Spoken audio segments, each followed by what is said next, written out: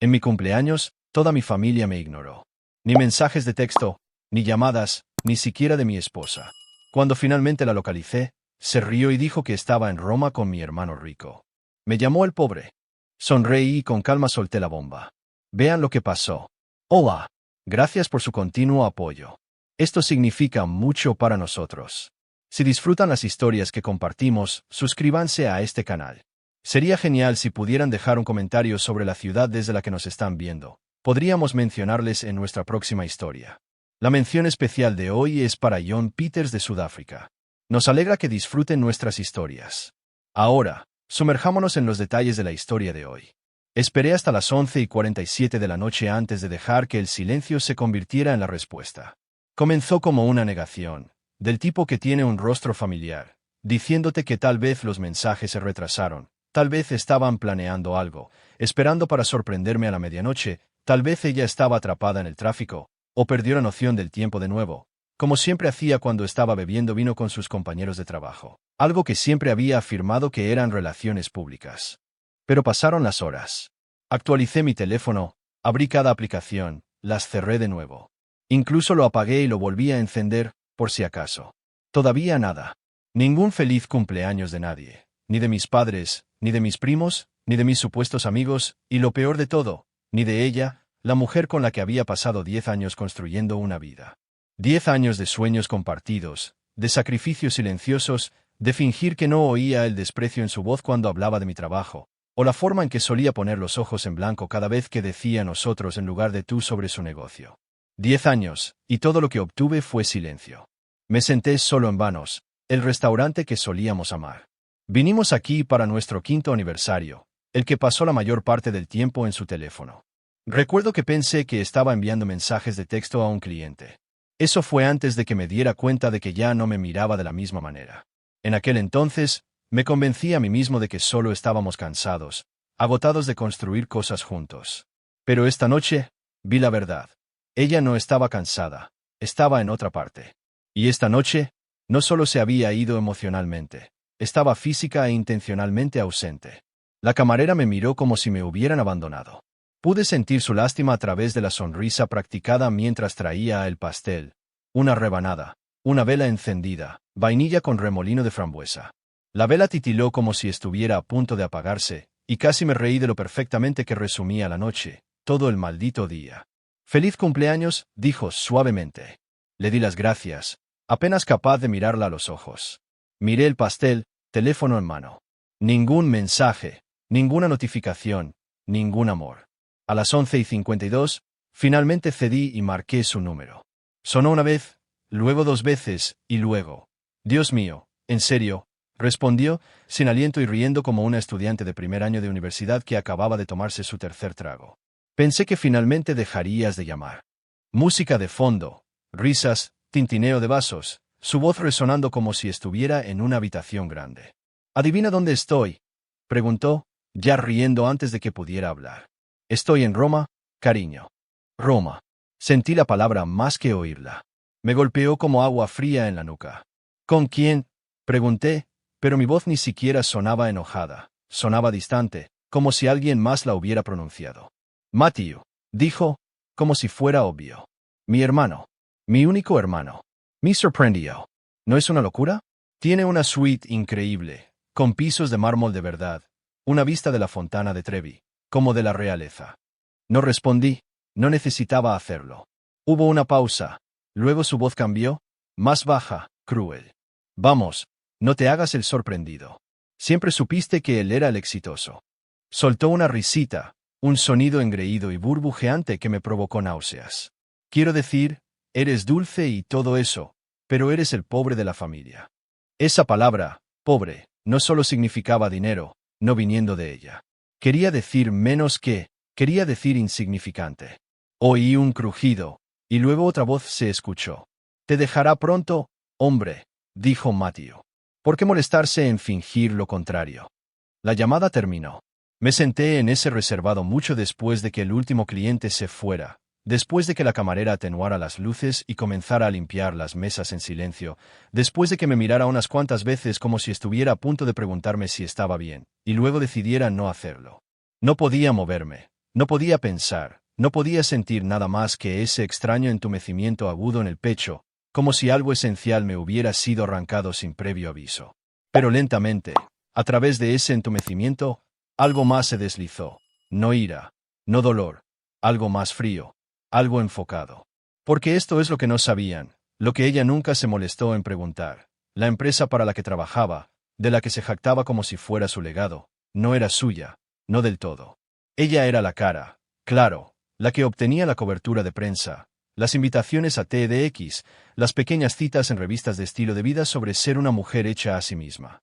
Pero el motor, el back-end, la financiación, eso provenía de mí, de mis ahorros, mis inversiones, mi codificación y estrategia, y largas noches asegurándome de que todo funcionara mientras ella posaba para sesiones de fotos de marca y fingía que lo había construido todo sola. El cofundador al que siempre se refería como su brillante mentor, Daniel, no era solo su socio. Era mío, mi compañero de cuarto de la universidad, mi mejor amigo, mi colaborador. Nunca se había molestado en preguntar por su socio silencioso, nunca pensó en indagar en la estructura de propiedad, las presentaciones de la junta, los contratos privados enterrados bajo empresas fantasmas que había pasado años construyendo porque pensaba que yo era pequeño, porque no presumía, porque era callado. Cogí mi teléfono y abrí mi galería.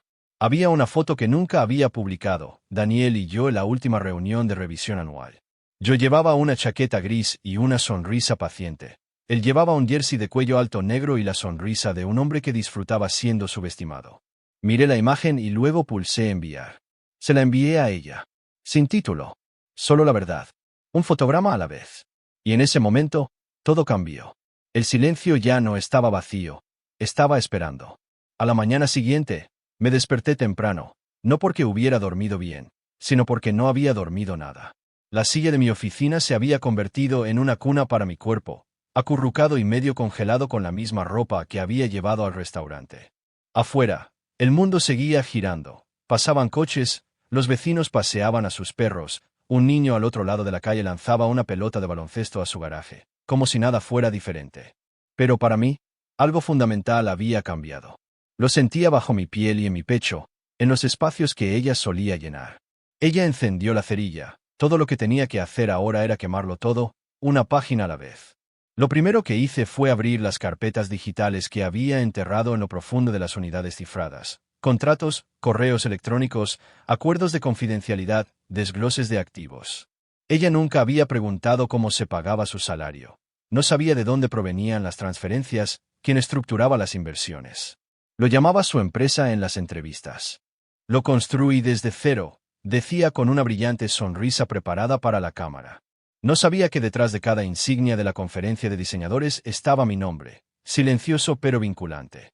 Nunca había querido reconocimiento, pensé que darle alas era amor. Resultó que solo buscaba una percha más alta desde la que escupir. Empecé a hacer llamadas. Daniel fue el primero. Contestó al segundo timbre, y por el tono cansado de su voz, pude deducir que ya había oído hablar de ella. ¿Está bien?, preguntó. ¿Cenas conmigo?, dije. ¿Esta noche? Sí, vanos. A las 7 en punto. Dudó. Pensé que querrías hablar de esto por teléfono. No quiero, dije. Nos vemos a las 7.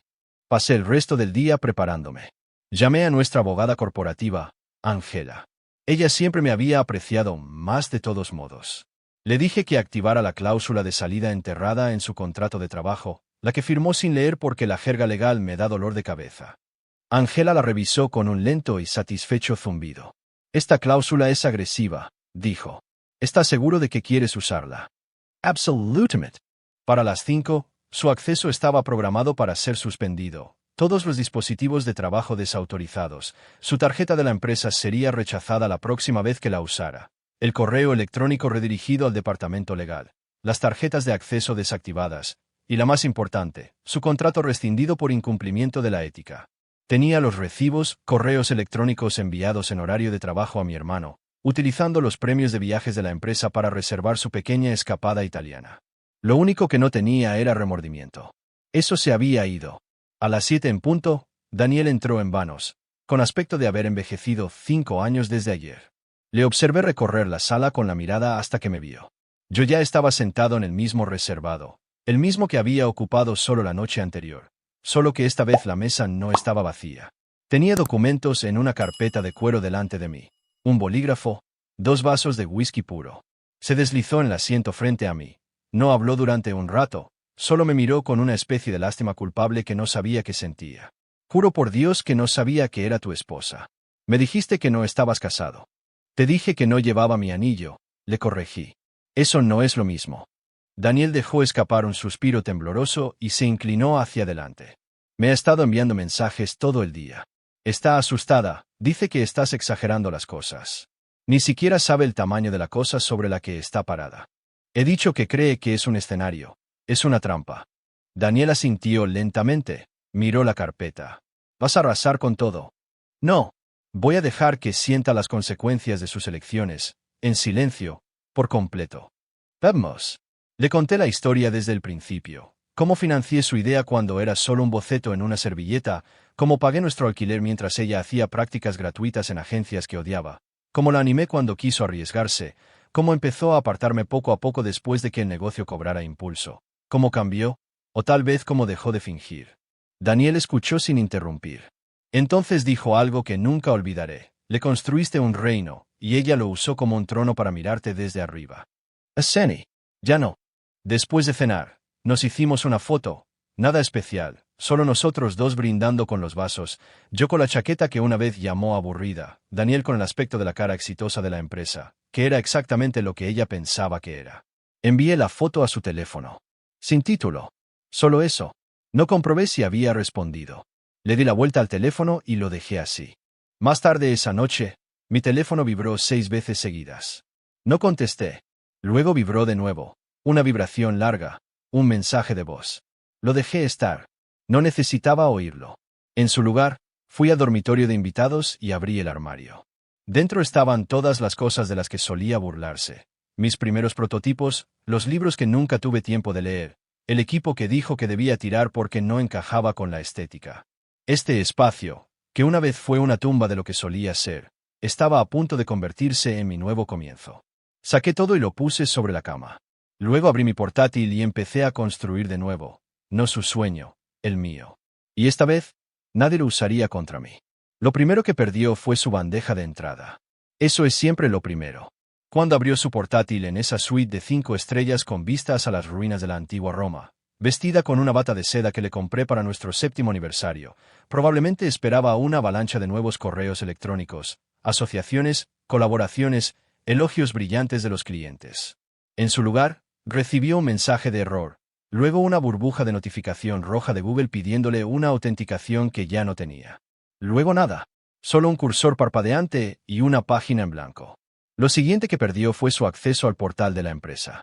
Construimos ese sistema nosotros mismos, Daniel y yo, mucho antes de que el equipo se expandiera. Protocolos de seguridad, niveles de permisos de varios niveles, todo limpio y conforme.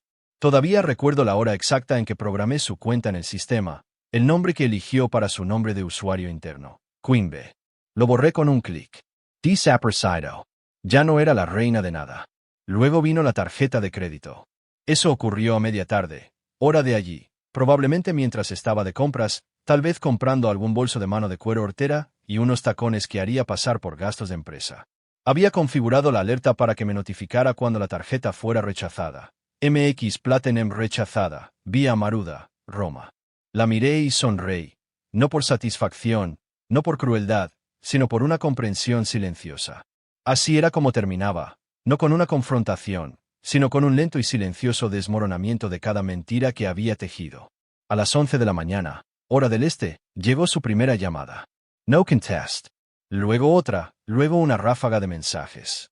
Empezó dulce, confusa, suave. Hola cariño, ¿crees que hay algún problema técnico? ¿Puedes volver a comprobar el servidor? Mi inicio de sesión está congelado. Además, has cambiado la tarjeta de la empresa. Luego llegó el pánico. Esto no es divertido. Estoy en un país extranjero. No me hagas esto. Matt dice que estás siendo dramático. En serio, ¿cuál es tu problema? Matthew, mi hermano, mi traidor. Sus mensajes de texto eran más contundentes. Vale, ya has dejado clara tu postura. ¿Podemos ser adultos sobre esto? Esto no quedará bien si se hace público. Estás saboteando su carrera por despecho. Piensa en cómo te refleja eso a ti. Era casi encantador verlo fingir ser el maduro, El mismo hombre que solía robar dinero de mi cajón en el instituto, el mismo hombre que una vez se lió con mi cita de graduación 2 semanas después de que se la presentara. Siempre había sido astuto, siempre se salía con la suya también. Pero ahora empezaba a darse cuenta de que las reglas habían cambiado, de que yo no era quien él pensaba que era. Esa noche, Daniel me llamó. Dijo que había intentado contactar con él 6 veces. Se está desmoronando, dijo. ¿Debería? Respondí. Hizo una pausa. Nunca la había visto asustada. No está asustada, dije. Está expuesta. Daniel no discutió. Aprecié eso de él. Siempre había sido un buen oyente. Apagué mi teléfono y salí a pasear.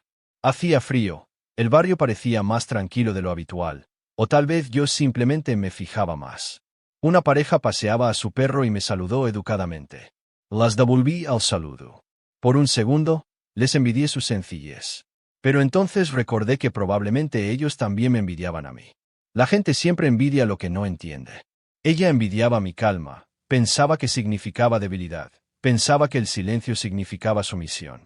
Lo que nunca se dio cuenta fue que el silencio también puede significar contención. Volví a casa y abrí el armario trastero, saqué lo último que tenía de ella, una foto enmarcada de nosotros en la costa de Amalfi. Ambos sonreíamos, pero incluso entonces, había un ligero giro en su hombro. Ella siempre se inclinaba hacia otro lado, sutilmente, siempre dispuesta a girar hacia otra parte. Sacó la foto del marco, le di la vuelta. En el reverso, había escrito, para mí para siempre, a menos que Roma me cambie caraguiño. Estaba destinado a ser bonito, ahora se leía como una confesión. La quemé en la chimenea, vi cómo su sonrisa se curvaba hacia adentro, se ennegrecía y se disolvía en humo. Luego empecé a desmantelar el resto de su vida. Llamé al almacén donde guardábamos su antiguo armario y ordené que se transfiriera todo a un espacio separado a su nombre, sin pagar a partir del mes siguiente. Contraté a una empresa de mudanzas para que recogiera todas sus pertenencias de la casa, sus cajones de maquillaje, sus zapatos, sus libros de diseño que nunca leyó pero que exhibía para los invitados. Sus contraseñas fueron cambiadas, su calendario vaciado, sus citas canceladas. Dejé solo un objeto, una carta. En ella, escribí solo hechos, que su contrato había sido rescindido por incumplimiento de la ética, que su acceso había sido revocado en todos los sistemas, que sus pagos de salario estaban suspendidos a la espera de una revisión legal, que sus pertenencias estaban disponibles en la nueva dirección del almacén, que los trámites de divorcio comenzarían en el momento en que pusiera un pie de vuelta en el país. Terminé la carta con una línea. Me llamaste el pobre. Nunca preguntaste quién pagó por tu corona. Cuando la firmé, no escribí mi nombre completo, solo mis iniciales. Quería que lo sintiera en el fondo de su garganta, ese pequeño mordisco de no saber cuánto había visto, cuánto tiempo había esperado.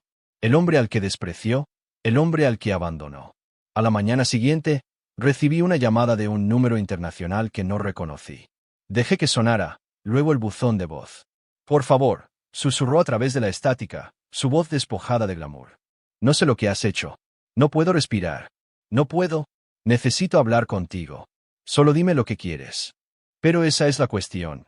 Ya no quería nada de ella, ni amor, ni respuestas, ni siquiera venganza. Quería paz.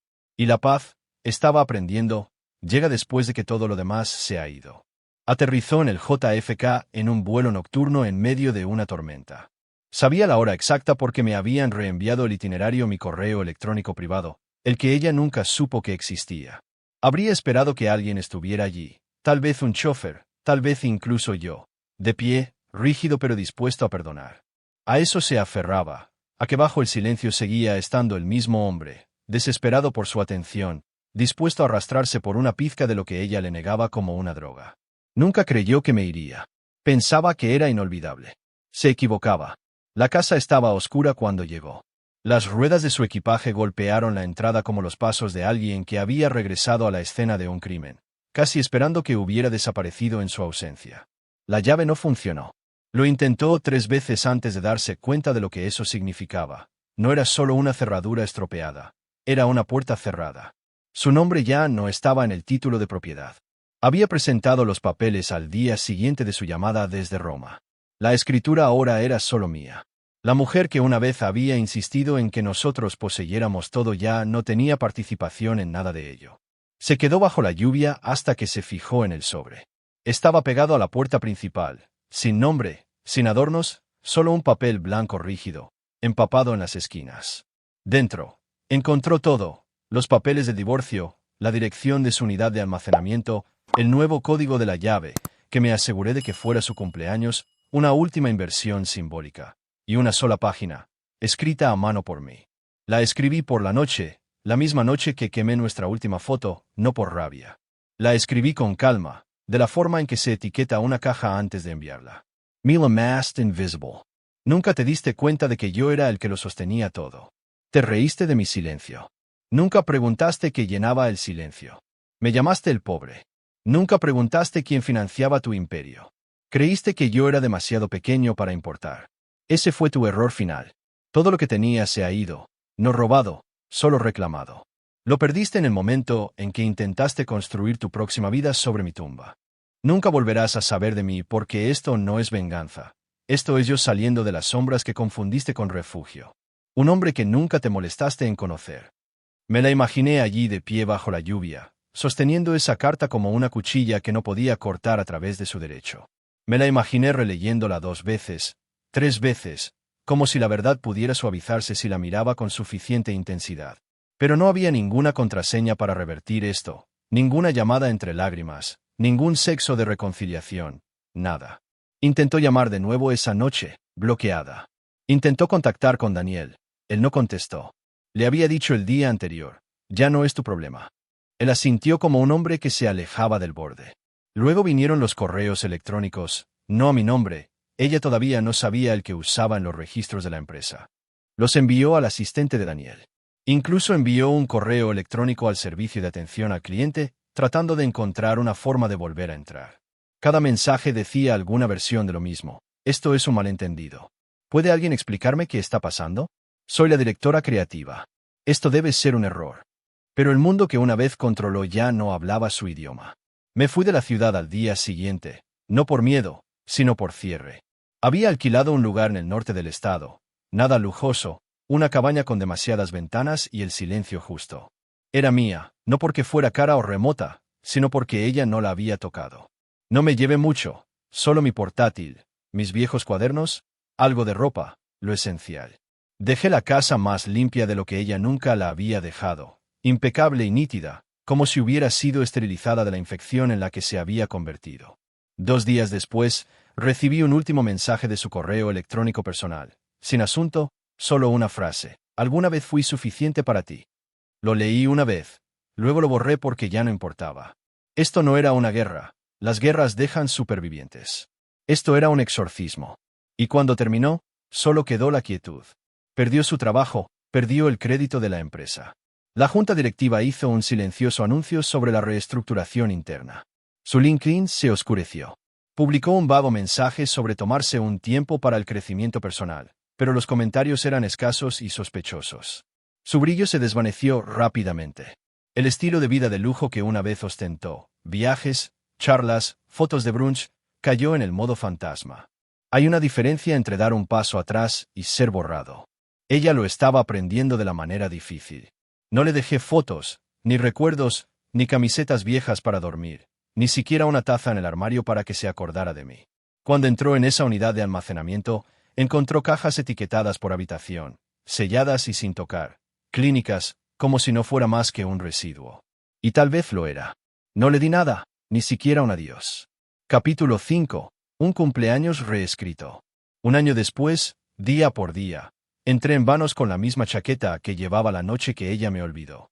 Todavía me quedaba bien, pero se sentía diferente, no más holgada ni más apretada, solo más ligera, como si ya no estuviera arrastrando 10 años de peso invisible sobre mis hombros.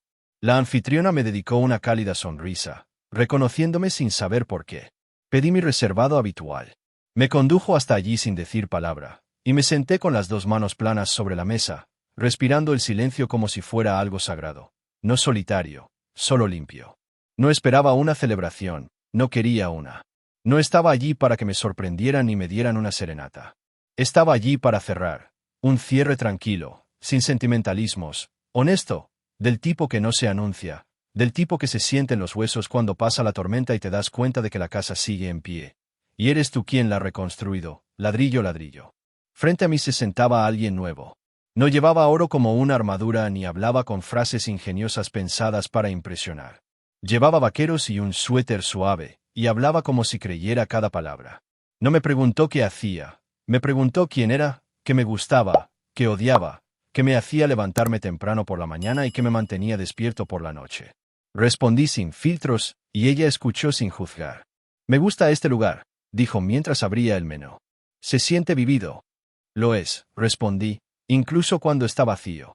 La camarera se acercó, su sonrisa fácil, sus pasos pausados. Me miró e hizo una pausa. ¿No estabas aquí el año pasado?, preguntó. Senny. Mismo reservado, mismo día. Volvió a sonreír, pero esta vez con más suavidad. Bienvenido de nuevo. Cuando se fue, mi acompañante me miró de forma diferente, no con suspicacia, sino con curiosidad. ¿Aquí pasó algo? Sí, dije, recorriendo la veta de la mesa de madera con un dedo. Todo terminó, y todo comenzó. No brindamos.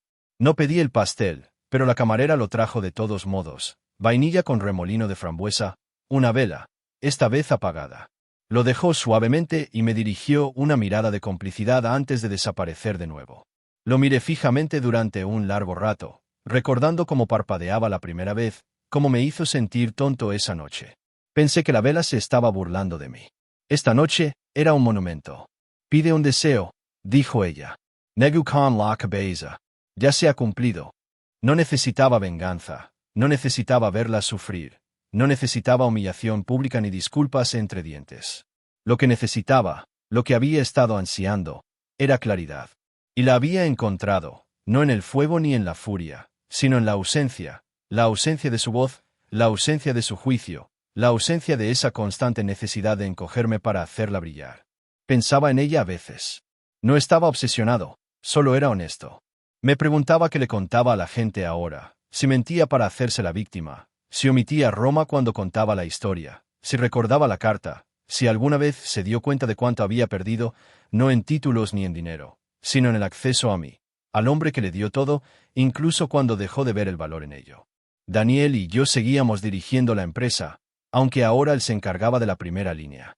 Reestructuramos después de que ella se fuera, contratamos a mejor gente más inteligente y amable que no pasaba por encima de los demás para sentirse más alta. El negocio floreció, yo también. El divorcio había sido limpio, hermético. Mi abogado lo llamó quirúrgico. Ella intentó luchar por más. Por supuesto, jugó las cartas habituales. Angustia emocional, sabotaje profesional.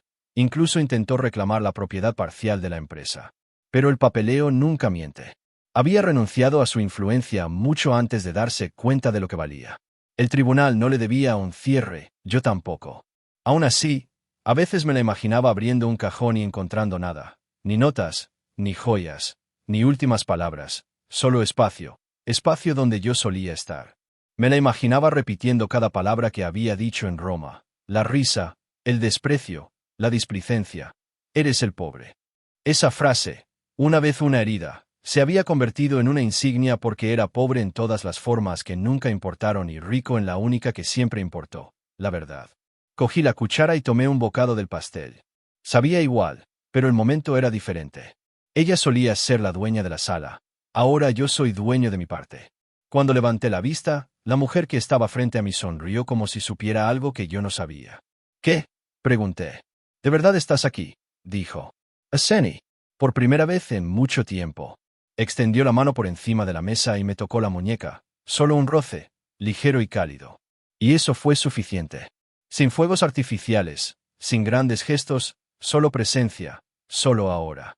No necesitaba hablar con mi pasado, no necesitaba quemar otra carta ni publicar un mensaje críptico. La historia había terminado, las cenizas estaban frías. Ella se había desvanecido en su propio mito, y yo había escrito un final mejor. Uno en el que salía del fuego sin nada en las manos excepto yo mismo. Si esta historia te ha impactado, el silencio, la traición, la venganza silenciosa, no te limites a desplazarte. Pulsa el botón de suscripción y activa las notificaciones porque no hemos terminado de exponer el tipo de angustia que se convierte en poder. Cada día, las historias reales de traición tienen los finales que merecen. Deja un comentario si sentiste ese momento en la puerta, y dinos en los comentarios qué habrías hecho tú.